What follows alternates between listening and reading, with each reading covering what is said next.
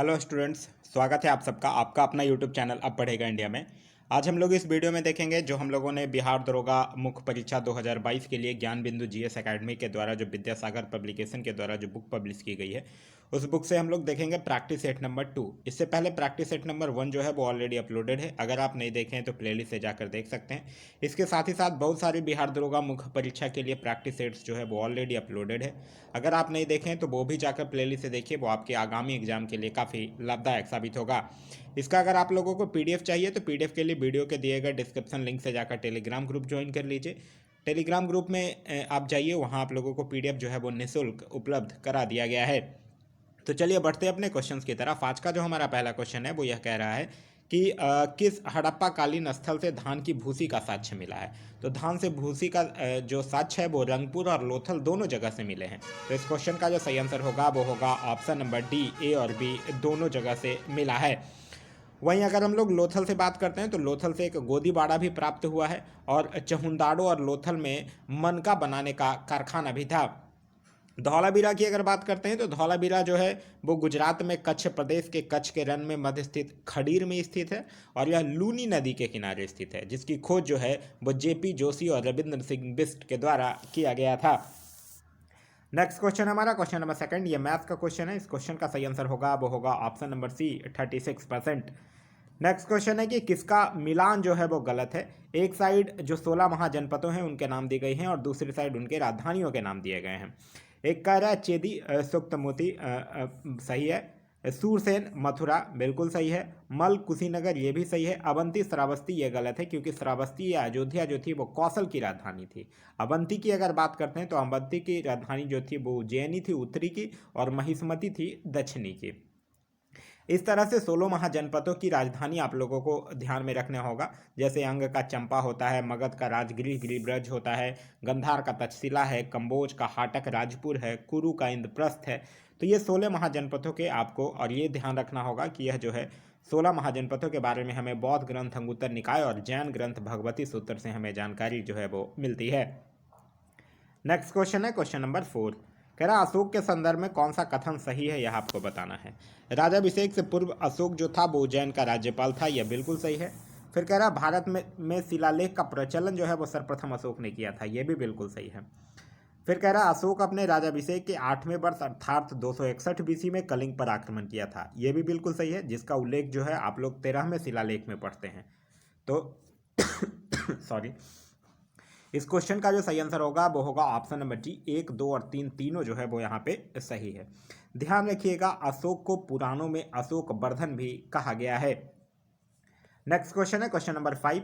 कह रहा दिल्ली सल्तनत के किस शासक ने सिजदा एवं पवोस जैसी पद्धतियों को लागू किया था। तो सिजदा का मतलब होता है सिजदा और पवोस का मतलब होता है कदम चूमना, ठीक है। ये जो है वो शुरू करवाया था किसने, बलबन ने। तो इस क्वेश्चन का सही आंसर होगा वो होगा ऑप्शन नंबर ए, बलबन ने। बलबन ने ही जो था वो नौरोज उत्सव का भी आरंभ इसने करवाया था। बलबन का वास्तविक नाम जो था वो बहाउद्दीन था और नसरुद्दीन महमूद ने बलबन को उल्लू खां की उपाधि जो है वो प्रदान किया था। बलबन जो था वो तुर्क चिहलगानी को समाप्त कर दिया था और एक नया सैन्य विभाग दीवान अर्ज तथा एक गुप्तचर विभाग की स्थापना किया था। जो फारसी के प्रसिद्ध कवि थे अमीर हसन, अमीर खुसरो, ये सब जो थे वो बलबन के दरबार में ही रहते थे। नेक्स्ट क्वेश्चन है हमारा क्वेश्चन नंबर 6। कह रहा है गुजरात के शासक बहादुर शाह की हत्या जो है वो किस पुर्तगाली गवर्नर ने धोखे से कर दिया था। तो यह 1537 की बात है, जब एक पुर्तगाली गवर्नर आया था नीनो डू कुन्हा, उसी ने ही बहादुर शाह की हत्या जो है वो धोखे से कर दिया था। तो इस क्वेश्चन का सही आंसर होगा वो होगा option number B, Nuno da Cunha. वहीं बहादुर शाह से याद रखिएगा, बहादुर शाह जो थे वो 1531 में मालवा विजय अभियान जो है वो इन्होंने किया था। नेक्स्ट क्वेश्चन है क्वेश्चन नंबर 7। निम्नलिखित में से कौन सा कथन सही है, यह पूछ रहा है। कह रहा है कि शेरशाह की भूमि माप की पद्धति जो थी वो जब्ती पद्धति कहलाती थी, यह बिल्कुल सही है। शेरशाह जो था वो भूमि मापने के लिए 39 अंगुल या 32 इंच वाला एक सिकंदरी गज और सन की डंडी का मापन का प्रयोग करता था, जिसको कि जब्ती पद्धति कहा जाता था। फिर कह रहा है कि 1555 में सरहिंद के युद्ध में विजय होने के पश्चात हुमायूं जो था वो पुनः दिल्ली की गद्दी पर बैठा था, यह भी बिल्कुल सही है। फिर कह रहा है कन्नौज या बिलग्राम की लड़ाई जो है वो 1545 में हुई थी। ये गलत है, क्योंकि कन्नौज या बिलग्राम की लड़ाई जो है वो 1540 में हुआ था, जिसमें शेरशाह ने हुमायूं को अंतिम रूप से पराजित किया था और हुमायूं अपनी जान बचाकर ईरान की तरफ पलायन कर गया था। तो इस क्वेश्चन का जो सही आंसर होगा वो होगा ऑप्शन नंबर बी। 1 और 2 जो है वो सही है। नेक्स्ट है हमारा क्वेश्चन नंबर 8। कह रहा है निम्नलिखित में से कौन सा कथन जो है वो असत्य है। अस्थाई बंदोबस्त का ही दूसरा नाम इस्तेमारी बंदोबस्त है। ये बिल्कुल सही है, क्योंकि अस्थाई, इस्तेमारी, जमींदारी ये सब एक ही बंदोबस्त था, जिसकी शुरुआत जो है वो 1793 में किया गया था।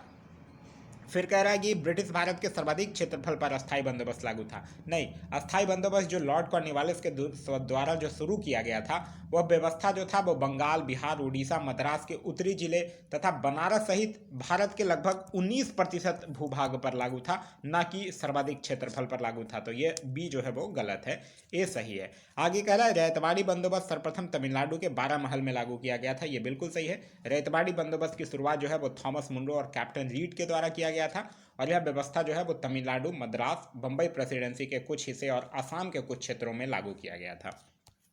आगे कह रहा आगरा, अवध, मध्य प्रांत तथा पंजाब के कुछ हिस्सों में महलबाड़ी व्यवस्था जो है वो लागू की गई थी। ये भी बिल्कुल सही है। महलबाड़ी बंदोबस्त जो है वो ब्रिटिश भूभाग के लगभग 30% भाग पर लागू किया गया था। तो ये भी सही है। तो इस क्वेश्चन का जो सही आंसर होगा वो होगा option number B.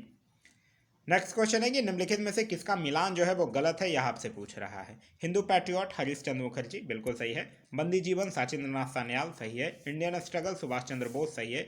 India for Indians Jawaharlal Nehru, गलत है, क्योंकि इंडिया फॉर इंडियंस के लेखक थे चित्तरंजन दास, ना कि जवाहरलाल नेहरू। जवाहरलाल नेहरू से अगर आप लोगों को याद ही रखना है तो आप लोग रख सकते हैं मेरी कहानी नेशनल हेराल्ड, कौमी आवाज, discovery of India, glimpses of the world history. ये सब जो है वो जवाहरलाल नेहरू से आप याद रख सकते हैं। नेक्स्ट है कि निम्नलिखित में से किस विद्वान ने 1857 के विद्रोह को राष्ट्रीय विद्रोह की संज्ञा दिया था। तो राष्ट्रीय विद्रोह की संज्ञा जो है वो बेंजामिन डिजरायली के द्वारा दिया गया था। तो इस क्वेश्चन का सही आंसर होगा वो होगा option number B, Benjamin Disraeli.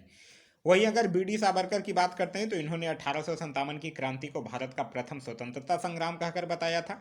James आउटड्रम की अगर हम लोग बात करते हैं तो ये अंग्रेजों के विरुद्ध हिंदुओं तथा मुसलमानों का षड्यंत्र बताया था। और सर जॉन लॉरेंस की अगर बात कीजिएगा तो सर जॉन लॉरेंस और सीलो जो थे वो पूर्णतः सिपाही विद्रोह कहा था।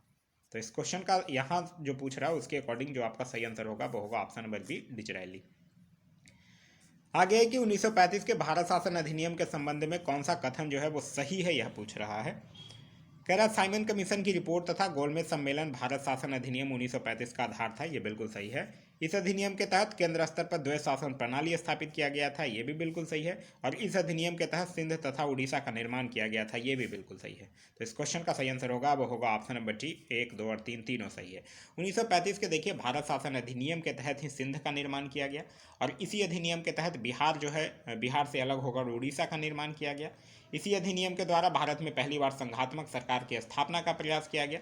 प्रांतीय स्तर पर द्वैत शासन को समाप्त किया गया और केंद्र स्तर पर द्वैत शासन प्रणाली जो है वो लगाई गई। इसी अधिनियम के माध्यम से बर्मा को भारत से अलग कर दिया गया। इसी अधिनियम के तहत विषयों को 3 सूचियों में विभक्त किया गया, संघ सूची, राज्य सूची और संवर्ती सूची। इसी अधिनियम के तहत एक संघीय न्यायालय की स्थापना की गई, और इसके अंतर्गत फिर एक आरबीआई की भी स्थापना जो है वो 1935 के साथ भारत शासन अधिनियम के द्वारा ही किया गया था। नेक्स्ट क्वेश्चन है क्वेश्चन नंबर 12।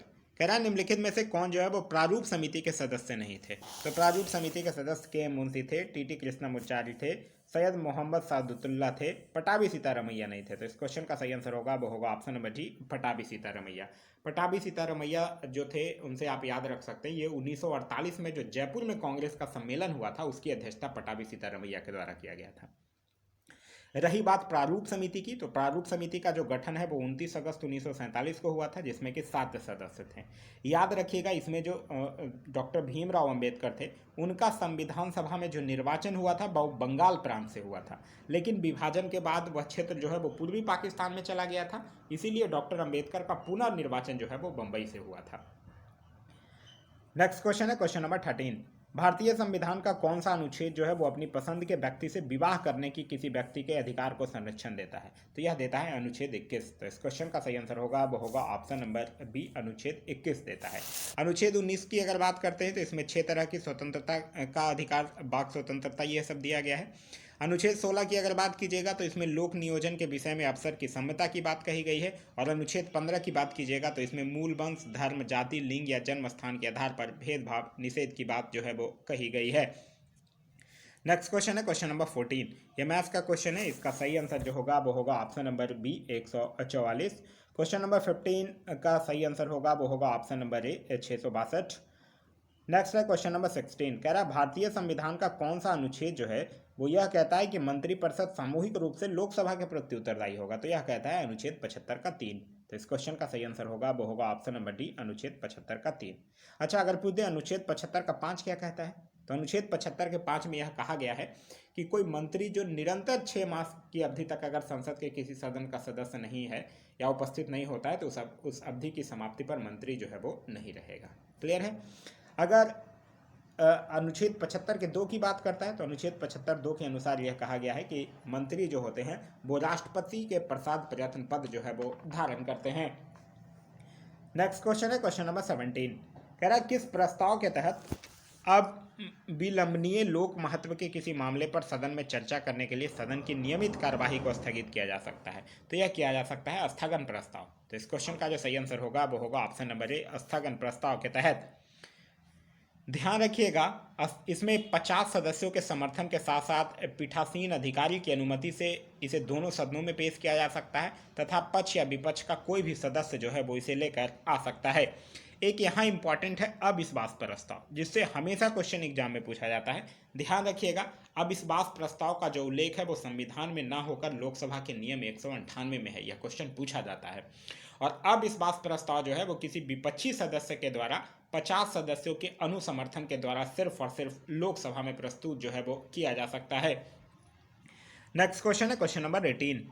कह रहा है 52वां संविधान संशोधन 2003 के तहत 8वीं अनुसूची में कौन सी भाषा जो है वो जोड़ी गई थी। देखिए, मूल संविधान में के 8वीं अनुसूची में 14 भाषाओं को सम्मिलित किया गया था। फिर होता है 21वां संविधान संशोधन 1967 जिसमें सिंधी भाषा को जोड़ा जाता है।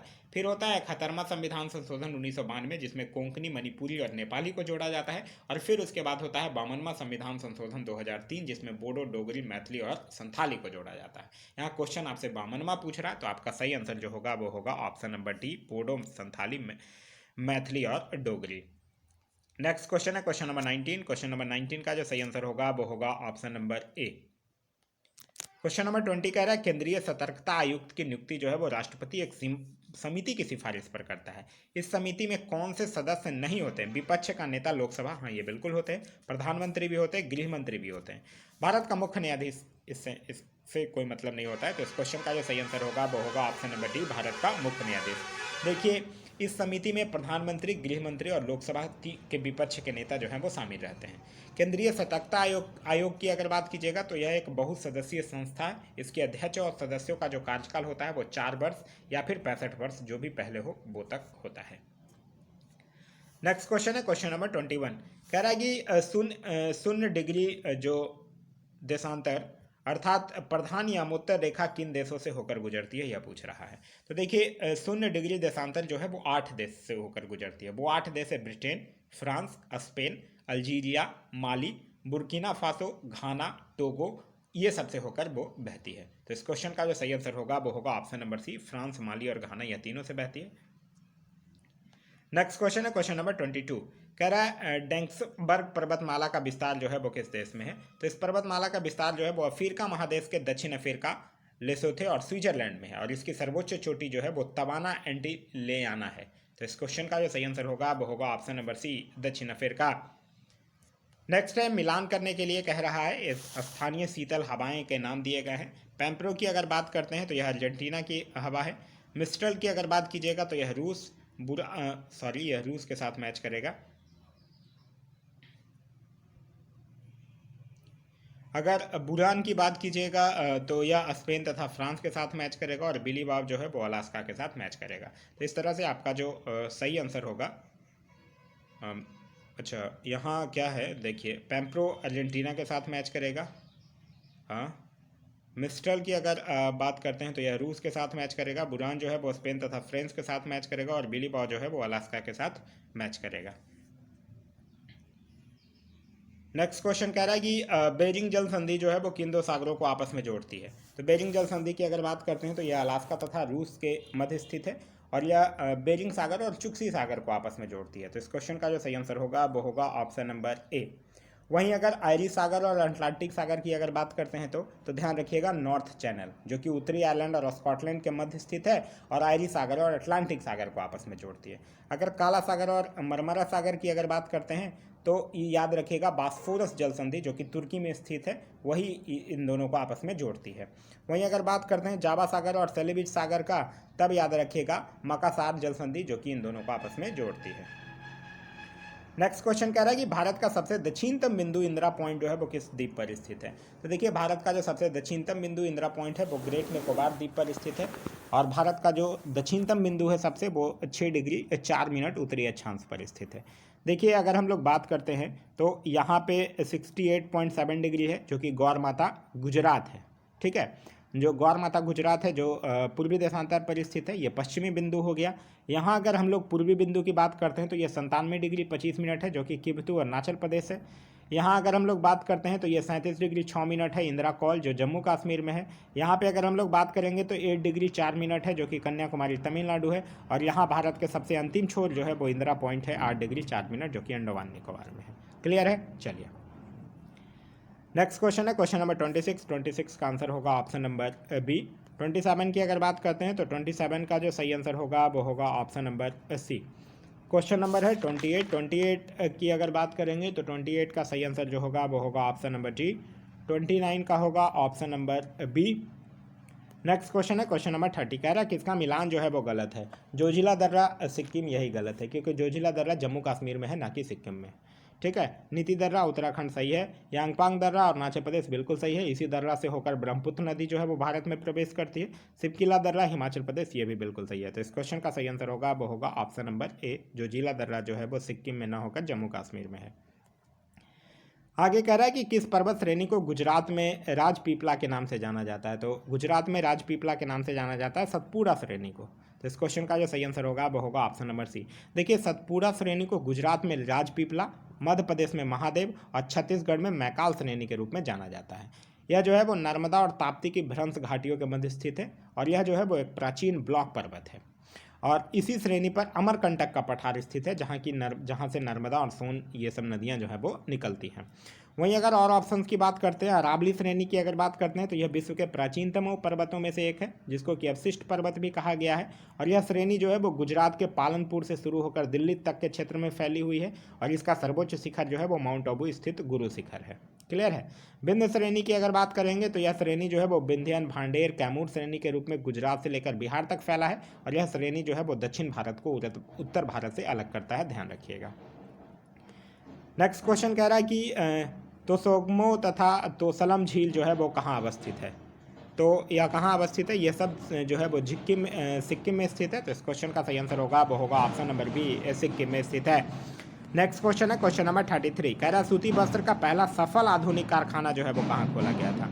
तो सूती वस्त्र का पहला सफल पूछ रहा है, यहाँ ध्यान रखिएगा। अगर सफल नहीं पूछेगा तब आपका आंसर हो जाएगा उसकी स्थापना 1818 में फोर्ट ग्लास्टर कोलकाता में किया गया था जो कि असफल रहा था। लेकिन यहाँ सफल पूछ रहा है तो 1854 में मुंबई में कापसीजी डाबर के द्वारा खोला गया था। तो इस क्वेश्चन का सही आंसर होगा वो होगा ऑप्शन नंबर ए, मुंबई में 1854 में। याद रखिएगा कोयम्बटूर को दक्षिण भारत का मैनचेस्टर कहा जाता है और अहमदाबाद को भारत का मैनचेस्टर कहा जाता है। नेक्स्ट क्वेश्चन है क्वेश्चन नंबर 34 कह रहा है निम्नलिखित में से कौन सा कथन जो है वो सही है, यह आपसे पूछ रहा है। प्राचीन जलोढ़ मृदा को बांगर तथा नवीन जलोढ़ मृदा को खादर कहते हैं, ये बिल्कुल सही है। और जलोढ़ मृदा जो है वो सिंधु, गंगा, ब्रह्मपुत्र के मैदानी तथा तटीय क्षेत्र में पाई जाती है। काली मृदा की जल धारण क्षमता अधिक होती है, बिल्कुल सही है। काजू, चाय, कहवा एवं मसाले की खेती के लिए लेटेराइट मृदा समृद्धि उपयुक्त होता है, ये भी बिल्कुल सही है। कपास, गन्ना, मूंगफली, तंबाकू की खेती जो है वो काली मृदा में होती है, ये भी बिल्कुल सही है। और काली मृदा यानी ब्लैक सॉइल की बात करेंगे तो यह जो मिट्टी है वो दक्कन पठार तथा महाराष्ट्र में सर्वाधिक पाया जाता है और टिटेनी, फेरस, मैग्नेटाइट, एल्युमिनिया ये सब की उपस्थिति के कारण इसका रंग जो होता है वो काला होता है।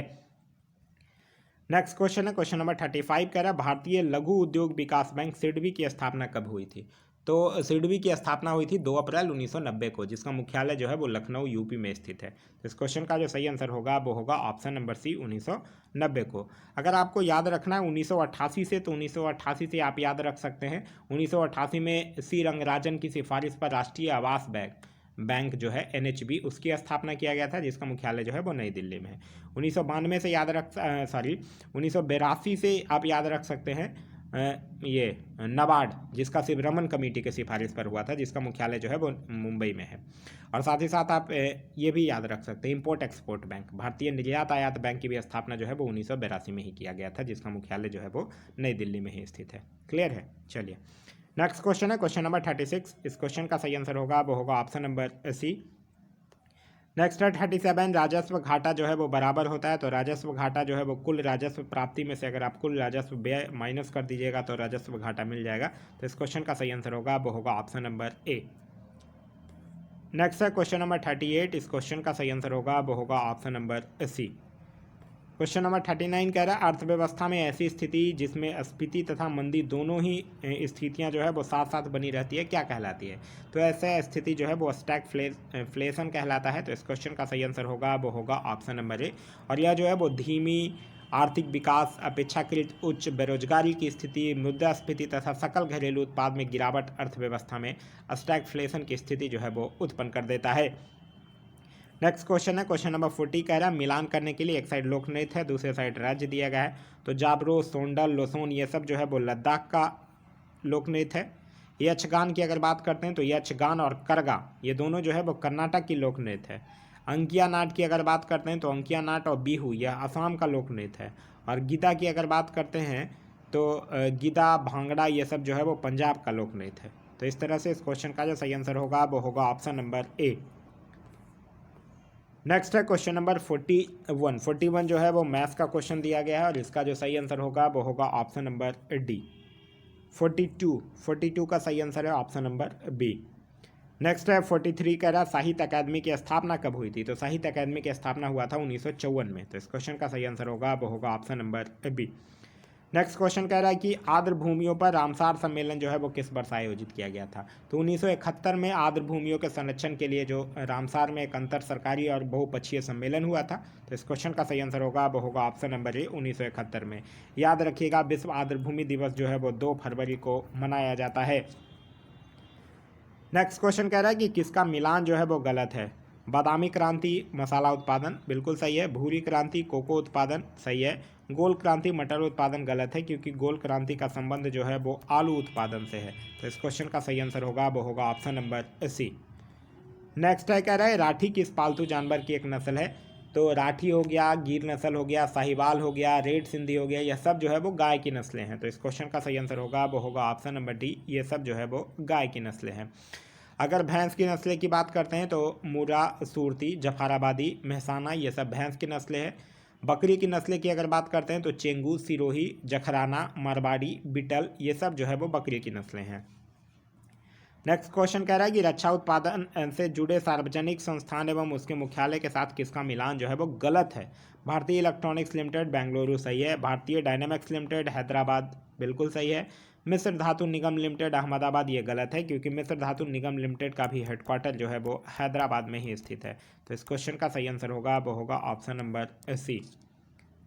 नेक्स्ट क्वेश्चन कह रहा है कि वोल्ट मीटर को सदैव किस क्रम में जोड़ा जाता है? वोल्ट मीटर होता क्या है? देखिए जब परिपथ में 2 बिंदुओं के बीच विभवांतर मापने का काम होगा तो वोल्ट मीटर से आप करेंगे, और यह सदैव जो है वो समानांतर क्रम में जोड़ा जाता है। और एक क्वेश्चन पूछा जाता है कि आदर्श वोल्ट मीटर का प्रतिरोध कितना होता है? तो आदर्श वोल्ट मीटर का प्रतिरोध जो है वो अनंत होता है। तो इस क्वेश्चन का जो सही आंसर होगा वो होगा ऑप्शन नंबर बी, समानांतर क्रम में जोड़ा जाता है।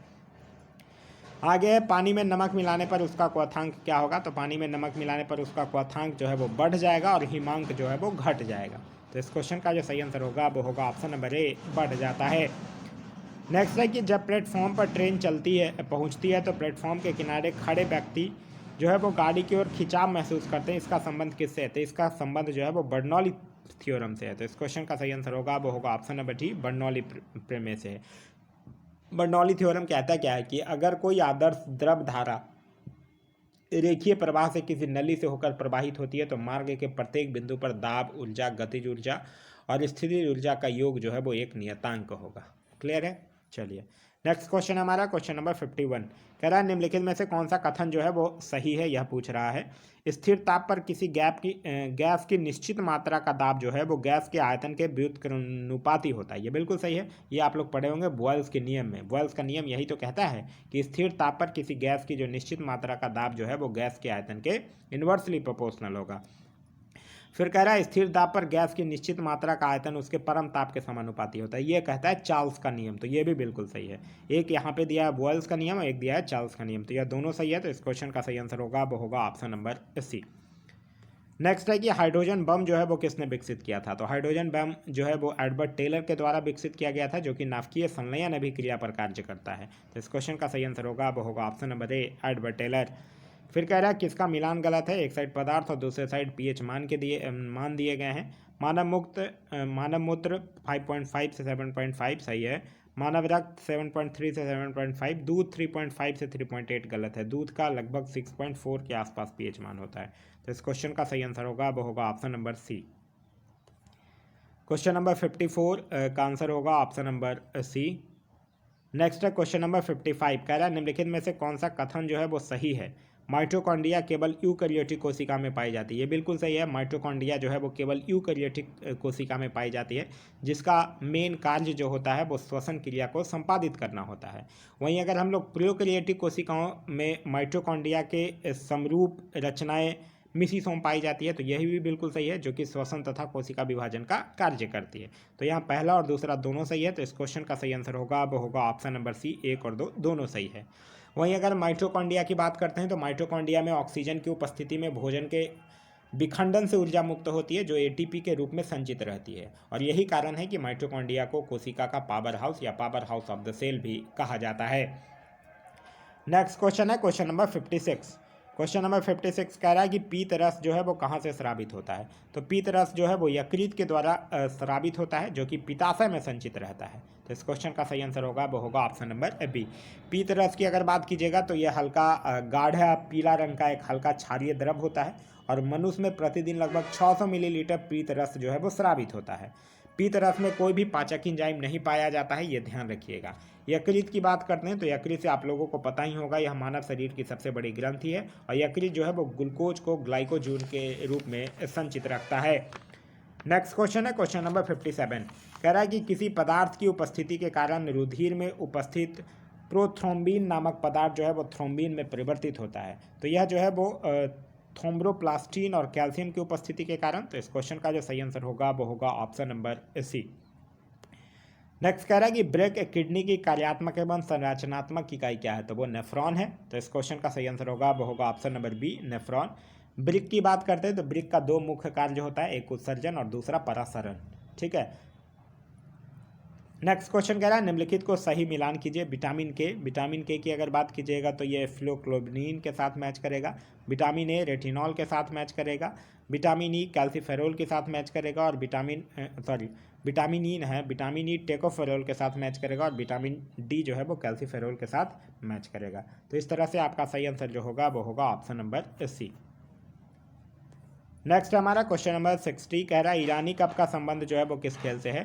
तो ईरानी कप का संबंध जो है वो क्रिकेट से है। ईरानी कप हो गया, रणजी ट्रॉफी हो गया, कूच बिहार ट्रॉफी हो गया, सीके नायडू ट्रॉफी हो गया, दिलीप ट्रॉफी हो गया, विजय हजारे ट्रॉफी हो गया, देवधर ट्रॉफी हो गया, यह सब का संबंध जो है वो क्रिकेट से है। तो इस क्वेश्चन का सही आंसर होगा वो होगा ऑप्शन नंबर ए, क्रिकेट से है।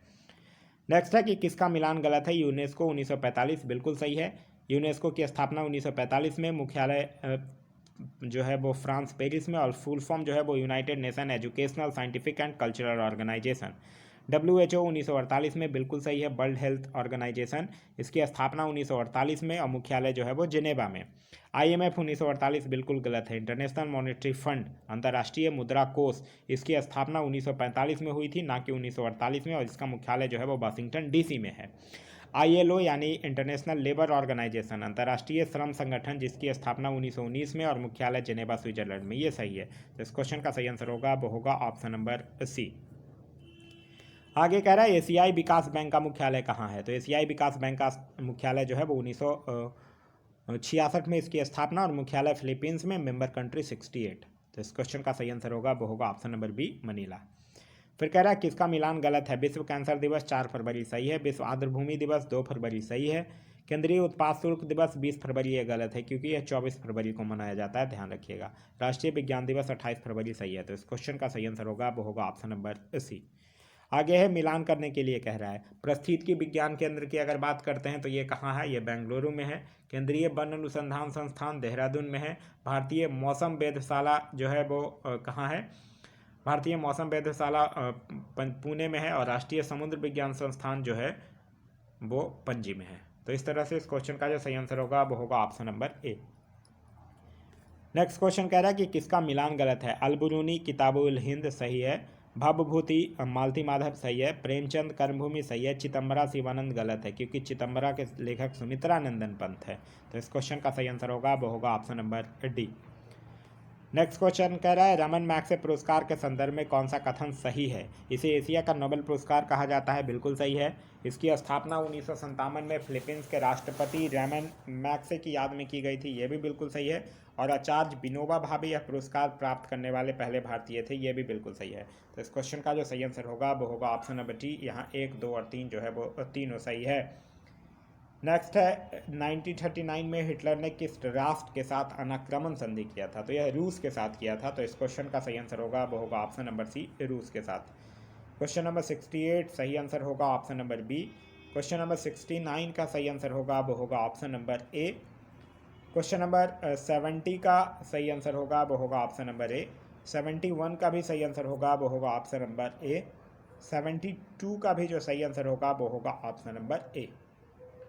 अब आ जाइए क्वेश्चन नंबर 73 में। कह रहा है निम्नलिखित में से कौन सा वेद जो है वो गद और पद दोनों में है। यह बात कर रहा है यजुर्वेद की। तो इस क्वेश्चन का सही आंसर होगा वो होगा option number B, Yajurveda. Yajurveda में यज्ञों के नियमों एवं विधि विधानों का संकलन मिलता है और इसमें बलिदान विधि का भी वर्णन जो है वो किया गया है। नेक्स्ट क्वेश्चन है क्वेश्चन नंबर 74। कह रहा मोहम्मद गोरी ने भारत पर प्रथम आक्रमण कब किया था। तो प्रथम आक्रमण इसने किया था 1175 में मुल्तान पर, और फिर वहाँ से आगे बढ़ता है और गुजरात पर आक्रमण करता है, लेकिन गुजरात का शासक भीम द्वितीय जो है उसके हाथ यह पराजित हो जाता है। फिर यह आता है 1191 में तराइन का युद्ध लड़ता है पृथ्वीराज चौहान से, जिसमें मोहम्मद गोरी पराजित हो जाता है। फिर 1192 में गोरी पूरा तैयारी के साथ आता है और तराइन के द्वितीय युद्ध में पृथ्वीराज चौहान को पराजित कर देता है। तो इस क्वेश्चन का जो सही आंसर होगा वो होगा ऑप्शन नंबर बी, 1175 में। आगे तृतीय आंग्ल मराठा युद्ध जो है वो किसके शासनकाल में हुआ था। तो तृतीय आंग्ल मराठा युद्ध किसके शासनकाल में, 1817 से 18 की बात है, जब लॉर्ड हेस्टिंगस का शासनकाल था। तो इस क्वेश्चन का सही आंसर होगा वो होगा option number C, Lord Hastings.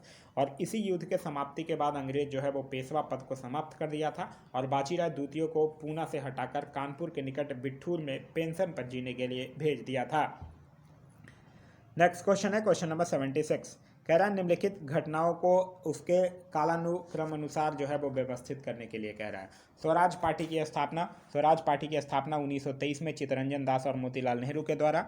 Simon commission, Simon commission का गठन 1927, भारत आया 1928। असहयोग आंदोलन, असहयोग आंदोलन 1 अगस्त 1920 को शुरू किया गया और फिर चौरी चौरा घटना के कारण 12 फरवरी 1922 को वापस ले लिया गया। फिर है खिलाफत आंदोलन, खिलाफत आंदोलन की शुरुआत 1919 में मोहम्मद अली और शौकत अली के द्वारा। इसको अगर आप सही से अरेंज करिएगा तो ऑप्शन नंबर सी जो होगा वो आपका सही आंसर होगा। आगे कह रहा है निम्नलिखित में से किस स्थिति में संयुक्त अधिवेशन जो है वो नहीं बुलाई जा सकती है, यह पूछ रहा है। देखिए संयुक्त अधिवेशन की अगर बात करते हैं तो अनुच्छेद 108 में इसका प्रावधान किया गया है और संयुक्त अधिवेशन की जो कार्यवाही का संचालन है वो लोकसभा के अध्यक्ष के द्वारा किया जाता है। लोकसभा अध्यक्ष ना रहे तो लोकसभा का उपाध्यक्ष करेगा और लोकसभा का अगर उपाध्यक्ष भी नहीं रहे तो राज्यसभा का उपसभापति जो है वो संयुक्त बैठक की अध्यक्षता करेगा। ठीक है, यदि एक सदन द्वारा पारित विधेयक को दूसरे सदन ने अस्वीकार कर दिया है, हाँ बिल्कुल संयुक्त अधिवेशन बुलाया जा सकता है। संविधान संशोधन विधेयक को राज्यसभा ने अस्वीकार कर दिया है, ये गलत है क्योंकि देखिए धन विधेयक और संविधान संशोधन विधेयक के मामले में कभी भी संयुक्त बैठक का कोई प्रावधान जो है वो नहीं किया गया है। तो इस क्वेश्चन का सही आंसर होगा वो होगा ऑप्शन नंबर बी। आगे है कि राज्य के महाधिवक्ता की नियुक्ति कौन करते हैं। तो अनुच्छेद 165 के 1 के तहत राज्यपाल जो है वो उच्च न्यायालय के न्यायाधीश होने लायक किसी भी व्यक्ति को राज्य का महाधिवक्ता जो है वो नियुक्त कर सकता है और वह जो है वो राज्यपाल के प्रसाद प्रयत्न जो है वो पद जो है वो धारण करता रहेगा। तो इस क्वेश्चन का जो सही आंसर होगा वो होगा ऑप्शन नंबर बी, राज्यपाल। नेक्स्ट क्वेश्चन कह रहा है कि भारतीय संविधान का कौन सा अनुच्छेद जो है वो विधान परिषद के गठन की चर्चा करता है। तो विधान परिषद देखिए अनुच्छेद 169 यह कहता है कि संसद विधि के द्वारा किसी भी राज्य में विधान परिषद को बना सकता है या फिर समाप्त कर सकता है, बशर्ते कि उस राज्य की विधानसभा ने ये संकल्प पारित कर चुका हो। तो इस क्वेश्चन का जो सही आंसर होगा वो होगा ऑप्शन नंबर सी, अनुच्छेद 169। अभी वर्तमान में अगर देखा जाए तो बिहार, महाराष्ट्र, कर्नाटक, उत्तर प्रदेश, आंध्र प्रदेश, तेलंगाना ये सब में विधान परिषद है। नेक्स्ट क्वेश्चन है क्वेश्चन नंबर 80। कह रहा है प्रमुख ज्वालामुखी तथा उसकी अवस्थिति के साथ किसका मिलान जो है वो गलत है, या पूछ रहा है। चिम्बाराजे इक्वाडोर सही है, बिसूबियस इटली सही है, माउंट किलिमंजारो तंजानिया सही है, ओजोस डेल सलाडो यूएसए गलत है। यूएसए से आपको याद ही रखना है, तो आप याद रख सकते हैं माउंट सेंट हेलेंस, और एक याद रख सकते हैं मूना लुआ। तो इस क्वेश्चन का सही आंसर होगा वो होगा option number D. Question number 81 है, क्वेश्चन नंबर 81 का सही आंसर होगा वो होगा option number A. Question number 82 का सही आंसर है वो है option number B. Question number 83 की बात कर रहे हैं, तो क्वेश्चन नंबर 83 का सही आंसर होगा वो होगा option number A. Question number 84 का सही आंसर है ऑप्शन नंबर डी। फिर है नेक्स्ट हमारा क्वेश्चन नंबर 85। कह रहा पूर्णा, गिरना, पंजारा, बोरी, गोमई, अरना ये सब किसकी सहायक नदियां हैं। तो यह सब जो है वो ताप्ती की सहायक नदियां हैं। तो इस क्वेश्चन का सही आंसर होगा वो होगा option number D, Tapti. Tapti नदी जो है वो मध्य प्रदेश के बैतूल जिले में मुल्ताई नामक स्थान से निकलती है और सतपुरा और अजंता श्रेणी के बीच भ्रंश घाटी से प्रवाहित होती है। और यह नदी जो है वो फिर खंबात की खाड़ी में गिर जाती है और यह जो है वो एस्चुरी का निर्माण करती है, ध्यान रखिएगा। आगे अगर और ऑप्शंस की बात करते हैं तो गोदावरी नदी की जो सहायक नदियां हैं वो है पेनगंगा, बेनगंगा, इंद्रावती, प्राणहिता, सबरी, मानेर, मंजीरा, ये सब जो है वो गोदावरी की सहायक नदियां हैं। अगर बात करते हैं चंबल की तो काली सिंध, पार्वती, बनास, ये सब जो है वो चंबल की सहायक नदियां हैं। और अगर नर्मदा की बात करते हैं तो हिरन, बरना, दूघी, तवा, ये सब जो है वो नर्मदा की सहायक नदियां हैं। नेक्स्ट क्वेश्चन है क्वेश्चन नंबर 86। कह रहा है अनुसूचित बैंकों द्वारा रिजर्व बैंक के पास अपनी संपूर्ण जमा देयता का एक निश्चित अनुपात नगद के रूप में रखना अनिवार्य है। इसे बैंकिंग भाषा में क्या कहते हैं, तो इसको कहते हैं CRR, कैश रिजर्व रेशियो, यानी नगद कोष अनुपात। नेक्स्ट क्वेश्चन कह रहा है ऊर्जा पिरामिड होता है। तो ऊर्जा पिरामिड देखिए एक ऐसा पिरामिड है जो हमेशा सीधा होता है, क्योंकि देखिए ऊर्जा का प्रवाह जो होता है वो एक दिशीय होता है और प्रत्येक पोषण स्तर पर ऊर्जा का कुछ न कुछ भाग जो है वो खर्च भी होता है। तो इस क्वेश्चन का जो सही आंसर होगा वो होगा ऑप्शन नंबर ए, सीधा होता है। नेक्स्ट क्वेश्चन कह रहा है कि किस मानव रहित विमान का नाम बदलकर तपस BH-201 रखा गया है। तो यह नाम रखा गया है रुस्तम सेकंड का। तो इस क्वेश्चन का सही आंसर होगा वो होगा ऑप्शन नंबर सी। देखिए रुस्तम जो है ना वो सभी मौसम में उपयोगी एक मानव रहित विमान है जो कि मध्यम से लंबी दूरियों तक संचालित किया जा सकता है तथा गुणवत्तापूर्ण चित्र लेने और खुफिया जानकारी देने में यह सक्षम है। नेक्स्ट क्वेश्चन है क्वेश्चन नंबर 89। कह रहा है न्यूटन के किस नियम से बल की परिभाषा प्राप्त होती है। तो याद रखिएगा पहले नियम से बल की परिभाषा मिलती है और दूसरे नियम से बल का व्यंजक प्राप्त होता है। तो इस क्वेश्चन का सही आंसर होगा वो होगा ऑप्शन नंबर ए, गति के पहले नियम से। नेक्स्ट क्वेश्चन है कि यदि प्रकाश के मार्ग में कोई अवरोध रख देते हैं तो प्रकाश अवरोध के किनारों से मुड़कर आगे बढ़ जाता है। प्रकाश के इस गुण को क्या कहते हैं, तो इस गुण को प्रकाश का विवर्तन कहा जाता है। तो इस क्वेश्चन का सही आंसर होगा वो होगा ऑप्शन नंबर डी, प्रकाश का विवर्तन कहा जाता है। नेक्स्ट क्वेश्चन है क्वेश्चन नंबर 91। कह रहा है निम्नलिखित में से सफ़ेद थोथा जो है वो किसे कहा गया है। सफ़ेद थोथा जिंक सल्फेट को कहा जाता है। तो इस क्वेश्चन का सही आंसर होगा वो होगा ऑप्शन नंबर ए, जिंक सल्फेट। नेक्स्ट है बेंजोइक अम्ल का रासायनिक सूत्र क्या होता है। C6H5OH ये किसका है, ये फिनॉल का है। C7H6O2 ये किसका, यही बेंजोइक अम्ल का है। तो इस क्वेश्चन का सही आंसर होगा वो होगा option number B, C10H8 naphthalene का है और C6H5NH2 जो है वो एनिलीन का है। नेक्स्ट क्वेश्चन कह रहा है निम्नलिखित में से कौन सा संघ जो है वो पादप वर्ग में नहीं आता। देखिए पादप को 5 उपवर्गों में बांटा गया है, थैलोफाइटा, ब्रायोफाइटा, टेड्रियोफाइटा और जिम्नोस्पर्म और एंजियोस्पर्म। पेरिफेरा नहीं आता है। तो इस क्वेश्चन का जो सही आंसर होगा वो होगा ऑप्शन नंबर ए, पॉरीफेरा। नेक्स्ट है कि निम्नलिखित में से कौन सी पादप हार्मोन गैसीय अवस्था में होता है। तो गैसीय अवस्था में यहाँ पे होगा इथिलीन। इथिलीन कौन होता है, जो कि कच्चे फलों को पकाता है और फलों के पकाते समय इसकी सांद्रता जो है वो बढ़ जाती है। और इथिलीन से एक चीज़ और याद रखिएगा, ये वृद्धि अवरोधक हार्मोन है। तो इस क्वेश्चन का सही आंसर होगा वो होगा option number D. Question number 95 कह रहा है कि इनमें से कौन सा रोग जो है वो विषाणु या वायरस से नहीं होता है। तो वायरस से होने वाले रोग कौन कौन है? पीलिया है, रेबीज है, चेचक है, इन्फ्लुएंजा है, पोलियो है, खसरा है, छोटी माता है, हेपेटाइटिस है। ये सब रोग जो है वो विषाणु के कारण होने वाला रोग है।